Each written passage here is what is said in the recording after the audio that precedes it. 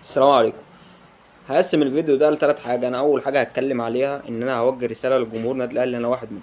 تاني حاجه هتكلم كواقع احنا عايشينه خلاص، كواقع احتراف زي ما بيقولوا. تالت حاجه هوجهها لجمهور نادي الزمالك. النادي الاهلي وجمهور النادي الاهلي احنا عارفين اهم ما يميزنا هي مبادئ النادي، واساسيات المبادئ النادي الاهلي ان ما ينفعش لاعب ايا كان مين، حتى لو مارادونا، حتى لو ميسي، عشان شتم الجمهور وعشان شتم رمز من رموز النادي الاهلي، ما ينفعش حتى يعدي من جنب جدران النادي الاهلي. بس خلاص الصفقه انتهت، واحنا عارفين كلنا ان الصفقه انتهت، حتى لو كابتن محمود الخطيب غلط في الجزئيه دي. فاحنا خلاص عايشين واقع حاليا على وشك يوم او يومين هيعلن الصفقه. امام عاشور ساعتها ليه كل الدعم من جمهور النادي الاهلي، لانه خلاص بقى عنصر من عناصر النادي، وانك تهاجمه في الوقت ده فده حاجه تعيبك كجمهور، لانه خلاص انت كده بتكسره. تالت حاجه اوجهها لجمهور نادي الزمالك. جمهور نادي الزمالك ما ينفعش تعيب جمهور النادي الاهلي وتعيب المبادئ، وانت اصلا حرفيا كل رموزك بتخبط في بعض. سلام.